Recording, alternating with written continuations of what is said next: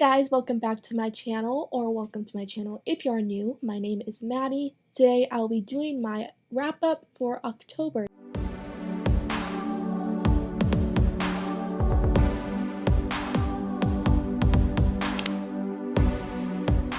So in October I read 4 books, which is pretty good for how I've been reading lately. In past months I haven't been reading a lot or nothing at all, so this has actually been a pretty good reading month.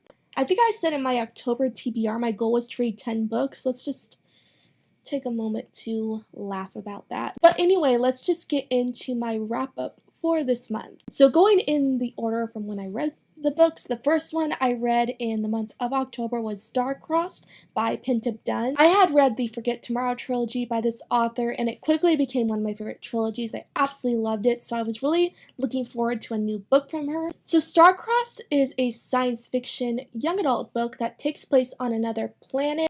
On this planet, food source is very scarce. There's hardly any food. So what this civilization has decided is that there will be some people who are able to take in nutrients into their bodies, where they can then put those nutrients into a pill to give out to the rest of the civilization, and that's how the rest of the people get their food source. It is a very bizarre concept, but I'm telling you, it is still really good. So this book follows our main character, and she is one of the people who can take in nutrients and put them into a pill for other people. And she is the princess, and her father, the king, is dying.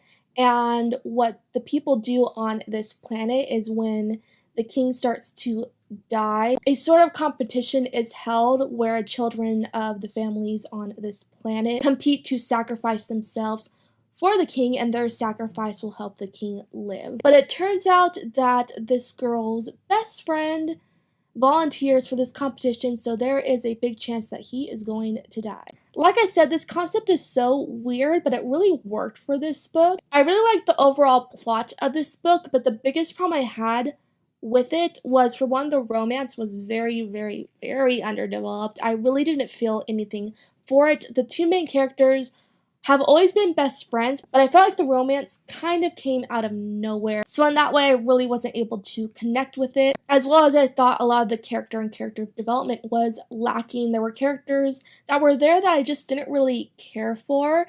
A lot of the characters were actually very unlikable, so that was kind of a disappointing part about it. But I think the best thing about this book is its concept. I think it's so cool, and I think the overall concept was executed well. But overall, this one was a little bit of a disappointment, especially since I loved Forget Tomorrow so much in the books in that series. I was really expecting a lot from this book, and that probably is what really tainted my overall rating for it, because my expectations were pretty high. So for that reason, I gave this book 3 out of 5 stars. So it was overall just an okay book, but I for sure like the Forget Tomorrow trilogy a whole lot more than this one. These bangs don't know what they want to do with themselves. I guess I'm gonna leave them like that. I think that looks better. So the next book I read was a reread, and that was Wildcard by Marie Lu. I read this book for the first time last year.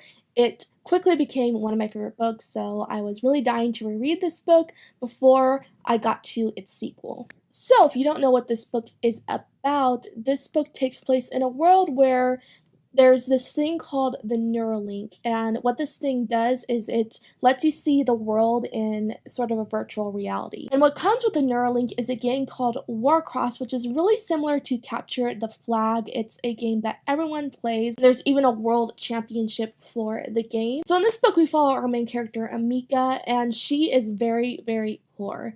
So what she decides to do is hack into the Starcrossed Championship games to steal an artifact which she can get a lot of money from, but she accidentally ends up glitching herself into the game, and everyone sees. So she thinks she's going to get in trouble for it. She thinks she's going to get arrested, but what happens instead is that the maker of the Neuralink contacts her and asks her to come to Japan to track down a hacker who is trying to ruin the game of Starcrossed. And the story takes off from there. It is really good.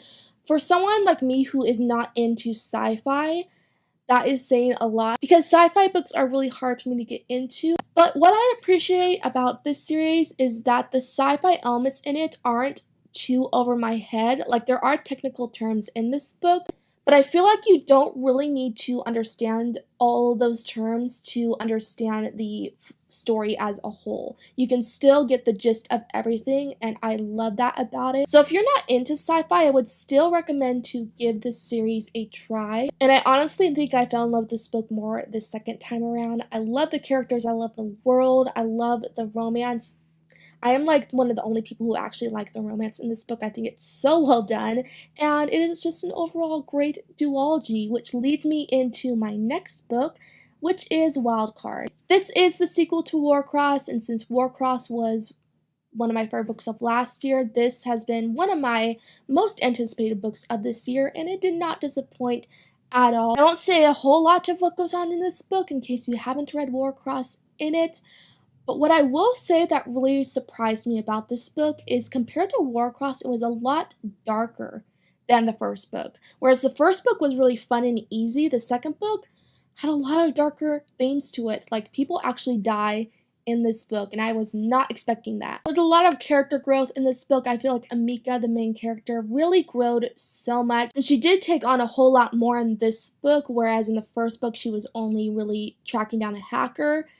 She goes through a lot more darker things in this book, so we got to see her character grow throughout that. And now that I finished the sequel, I'm just so sad that this series is over. I mean, this has become one of my favorite series, and there's only 2 books, but even so, Wildcard concluded on such a good note. There was no questions left unanswered. It was a overall pretty good happy ending. So another book isn't necessary. I'm just sad because I had so much fun reading it, and it's just now over. I gave both of these books in this series 5 out of 5 stars, and again, I would highly recommend you read this duology. And the last book that I read in October is Opal by Jennifer L. Armentrout, which is the 3rd book in the Lux series. I'm so glad I'm getting back into this series. For a while, I had taken a little bit of a break from it, but I've now started it back up again, and I plan to read the rest of the books in November.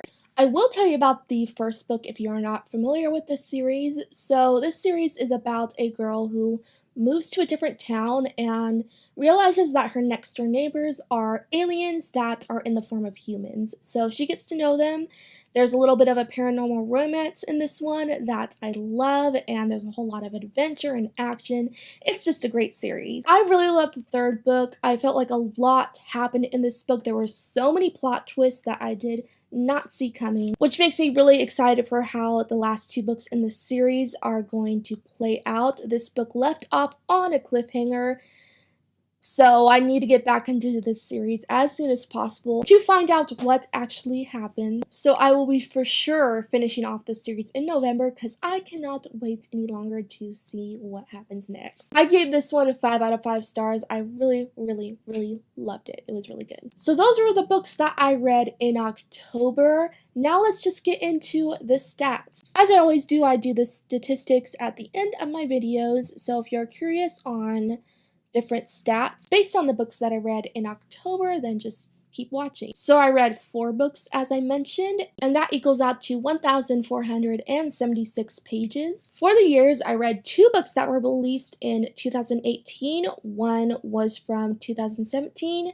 and one was released in 2012. For genres, I read 3 sci-fi books. That never happened, since I mentioned that sci-fi is my least favorite genre and just a genre that is hard for me to get into. But 3 out of the 4 books that I read in October were sci-fi books, and I was not expecting that to happen. And then I read 1 paranormal. As for format, 2 of the books that I read were ebooks. One was audiobook and ebook. I listened to Warcross partially on audiobook, and then I finished it on ebook. Kind of funny how that turned out. And then I read 1 physical book. I reread 1 book, which was Warcross. All the books I read in October were by female authors. And as for the settings of the books, 1 took place on a fantasy. It took place on a planet. One partially took place in New York City, but most of it was in Tokyo, Japan. And then one was entirely in Tokyo, Japan. And one took place in West Virginia. For target age, they were all young adult books. And as for new to me authors read this month versus old authors that I've read before, I had read all books by authors that I had read their books before. For rating, I had 1 3-star and the rest were 5 stars. Now going into readathons, I only participated in one readathon this month. I had planned to participate in a whole lot more, including the spookathon, but I was not able to get around to that one, which I'm really sad about. But at least I was able to participate in one.